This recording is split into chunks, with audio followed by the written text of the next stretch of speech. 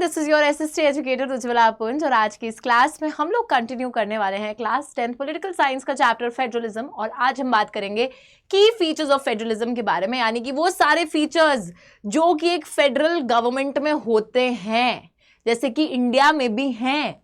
ठीक है, तो सबसे पहला फीचर बहुत ही ज्यादा आसान है, जो कि ये बोलता है कि देयर आर 2 और मोर लेवल्स और टियर्स ऑफ गवर्नमेंट।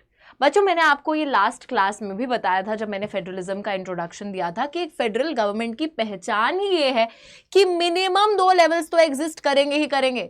यार, एक ही रेस में इंसान भागेगा तो वही जीतेगा ना, लेकिन यहाँ पर पावर को डिवाइड किया जा रहा है।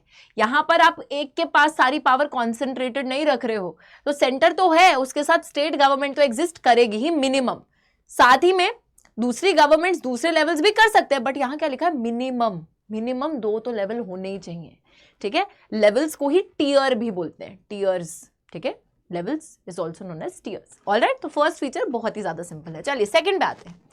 सेकंड बोल रहा है डिफरेंट टियर्स या levels of government govern the same citizens but each tier has its own jurisdiction in specific matters of legislation, taxation and administration। बड़ी सिंपल बात है यार। देखो, यहां सबसे पहले इस लाइन को समझते हैं। एक एक लाइन को समझना बहुत ज्यादा जरूरी है। काफी सिंपल बात है कि जो अलग अलग लेवल्स हैं सरकार के, वो सेम ही लोगों को गवर्न कर रहे हैं। मतलब कि बच्चों, अगर आप गुजरात में रहते हो तो गुजरात गवर्नमेंट जो स्टेट गवर्नमेंट है उसके भी अंडर आप आ रहे हो, और वहीं पे जो सेंट्रल गवर्नमेंट है जो इंडिया को गवर्न कर रही है उसके भी अंडर आप आ रहे हो, है ना।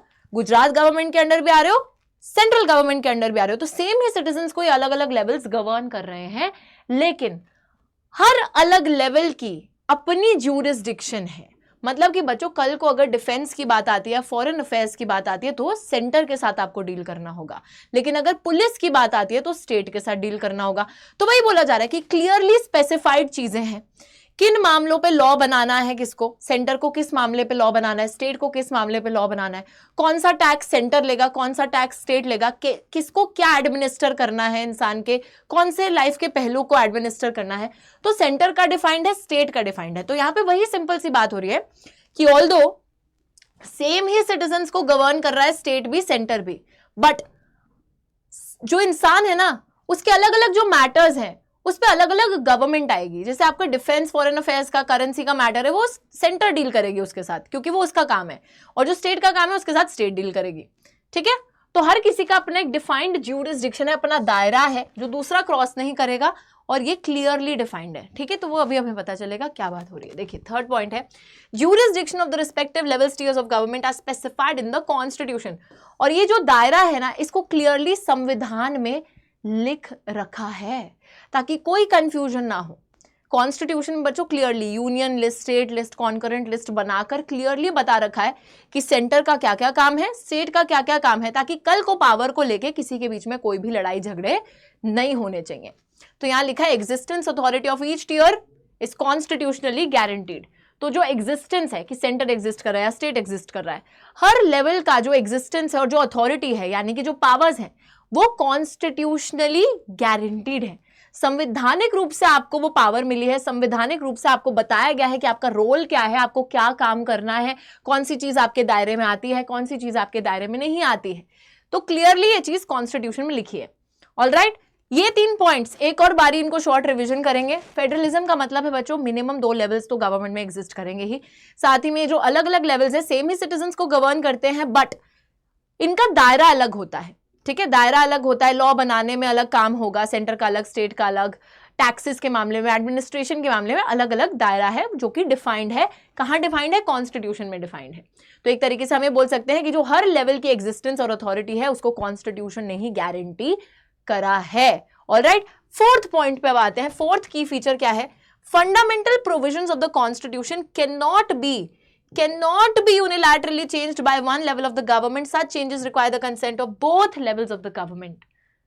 अब बच्चों, ये जो पावर शेयरिंग अरेंजमेंट है, कल को ऐसे नहीं हो सकता ना, कल को सेंट्रल गवर्नमेंट बोले कि भाई ये एजुकेशन सब्जेक्ट तो इस पे तो स्टेट भी लॉ बना सकता है, मैं भी, तो एक काम करता हूँ, संविधान को ही बदल के सारी पावर खुद सेंटर हथिया ले, या स्टेट चेंज कर दे, पावर अपने पास ले ले।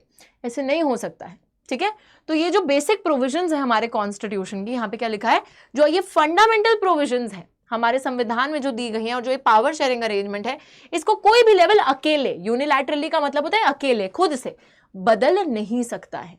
ऐसी किसी भी चेंज को लाने के लिए, ऐसी किसी भी पावर शेयरिंग अरेंजमेंट में बदलाव को लाने के लिए क्या करना होगा? कंसेंट लेना होगा गवर्नमेंट के दोनों ही लेवल्स का। कोई भी चेंज लाना है, एक लेवल अकेले नहीं ला सकता है, नहीं तो वो तो अपने फेवर में कर लेगा चीजें। तो कोई भी चेंज जो है वो तभी आएगा जब दोनों ही लेवल्स उसको कंसेंट देंगे। और एक पूरा प्रोसीजर होता है जो कि काफी कॉम्प्लिकेटेड सा प्रोसीजर है, हम पढ़ेंगे कि उसमें कैसे मेजॉरिटी चाहिए होती है, लोकसभा में भी, राज्यसभा में भी, स्टेट लेजिस्लेचर्स में भी, तो वो सारी चीजें हम पढ़ेंगे।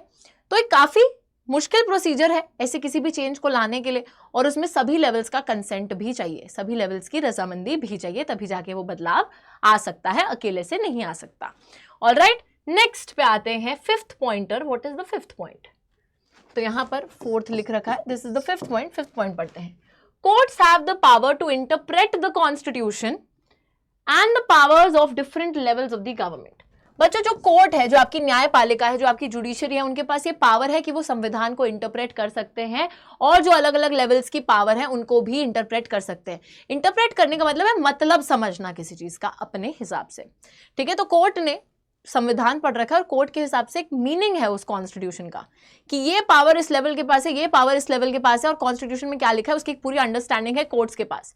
और कल को अगर कोई लड़ाई झगड़ा हो जाता है ना, तो कल को अगर कोई डिस्प्यूट आ जाती है अलग अलग लेवल्स में, चाहे हो सकता है सेंटर स्टेट के बीच में आ जाए या किसी एक स्टेट और दूसरे स्टेट के बीच में आ जाए पावर शेयरिंग अरेंजमेंट को लेकर, तो ऐसी किसी भी डिस्प्यूट में अंपायर की तरह, यानी कि जो लड़ाई झगड़े को सॉल्व करेगा, कौन करेगा? हमारा हाईएस्ट कोर्ट।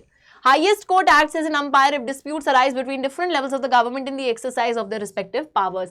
तो क्योंकि कोर्ट्स को ये रिस्पॉन्सिबिलिटी दी गई है कि वो कॉन्स्टिट्यूशन को इंटरप्रेट कर सकते हैं, अपने आप से समझ सकते हैं, और हर लेवल की पावर को भी अपने आप से समझ सकते हैं जो लिखी हैं डेफिनेटली, तो उस हिसाब से बच्चों जो हाईएस्ट कोर्ट है हमारा, कौन सा है highest court? Supreme court. Supreme court solve करेगा अगर कोई भी डिस्प्यूट आती है इस पावर शेयरिंग अरेंजमेंट से रिलेटेड या रिगार्डिंग, ओके। तो उसको कौन सॉल्व करेगा? हमारा highest court which is the supreme court. Simple सी बात है, बहुत ही ज्यादा क्लियर है। चलिए नेक्स्ट पॉइंट पे आते हैं, सिक्स्थ पॉइंटर। सिक्स्थ पॉइंट क्या है? देखिए, तो यहां नंबरिंग में गलती है, सिक्स्थ पॉइंट, ऑलराइट, और ये हमारा 7 पॉइंट। सिक्स्थ पॉइंट है sources of revenue for each level clearly specified to ensure its financial autonomy. Sources of revenue का ये मतलब है बच्चों कि कहां से किसको पैसा मिलेगा, सेंटर को कहां से पैसा आएगा, स्टेट को कहां से पैसा आएगा, ताकि पैसे के मामले में भी कोई लड़ाई झगड़ा हो ना हो। इस चीज की वजह से रेवेन्यू कहां से आएगा, पैसा कहां से मिलेगा, उसको भी क्लियरली डिफाइन करा गया है, ताकि इनकी फाइनेंशियल ऑटोनॉमी को इंश्योर करा जाए। फाइनेंसेस के मामले में ये ऑटोनोमस रहें, किसी पे डिपेंडेंट ना रहें, पैसे इनको मिल जाएंगे जो इनको अपने काम करने के लिए चाहिए। एंड लास्ट पॉइंट है कि द फेडरल सिस्टम दस has a dual objective. Dual objective बच्चों, इस फेडरल सिस्टम को लाने से ना हमारे दो उद्देश्य पूरे हो रहे हैं, दो ऑब्जेक्टिव्स पूरे हो रहे हैं। क्या है? First objective is to safeguard promote unity of the country. तो पहली चीज है कि आप एक तरीके से कंट्री की यूनिटी को मेंटेन करके रख रहे हो, मतलब कंट्री में एकता बनी रहे, यूनिटी बनी रहे, उसको मेंटेन करके रख रहे हो। एंड दूसरी चीज है टू अकोमोडेट रीजनल डाइवर्सिटी, ठीक है। और दूसरी चीज क्या है कि जो डाइवर्सिटी है, जो भिन्नता है देश में, वो भी बनी रहे। मतलब बच्चों एक तरीके से वही अकोमोडेशन वाली चीज। तो फेडरलिज्म के थ्रू आप लोग जो इंडिया में अलग अलग डाइवर्सिटी है, अलग अलग लोग रहते हैं भिन्न भिन्न प्रकार के, उनको भी उस डाइवर्सिटी को भी मेंटेन करके रखना चाहते हो, और इन अलग अलग लोगों के बीच में यूनिटी भी एस्टैब्लिश करके रखना चाहते हो। दैट इज द रीजन कि आपने पावर को इतने लेवल्स पे बांट दिया है, ताकि हर किसी को पावर मिल सके, है ना, और वो यूनिटी भी प्रिजर्व हो और डाइवर्सिटी भी प्रिजर्व हो, ठीक है। तो ये जो हैं ये डुअल ऑब्जेक्टिव्स हैं हमारे फेडरल सिस्टम को लाने के लिए, कि डाइवर्सिटी को मेंटेन करते करते यूनिटी एस्टैब्लिश करनी है लोगों के बीच में। ऑलराइट, तो ये थे हमारे 7 पॉइंटर्स, 7 की फीचर्स। आई होप बात एकदम क्लियर है। इस पर ना एक इंडिपेंडेंट क्वेश्चन आ जाता है एग्जाम में, क्लियरली ऐसे ही लिख दिया जाएगा कि list down the key features of federalism. Features of federalism पूछ लिया, की फीचर्स पूछ लिया, आराम से लिख देंगे, बहुत ही आसान है। ये 7 पॉइंट्स अच्छे से लर्न कीजिए। आज आपका ये होमवर्क है, और नेक्स्ट क्लास में मिलेंगे, और फिर हम नेक्स्ट क्लास में समझेंगे कि कौन सी होती है अलग अलग टाइप की फेडरेशंस। कमिंग टुगेदर फेडरेशन का क्या मतलब होता है, होल्डिंग टुगेदर फेडरेशन क्या होती है, तो दोनों के बीच में डिफरेंस समझेंगे। But in the next class, तब तक के लिए टेक केयर एंड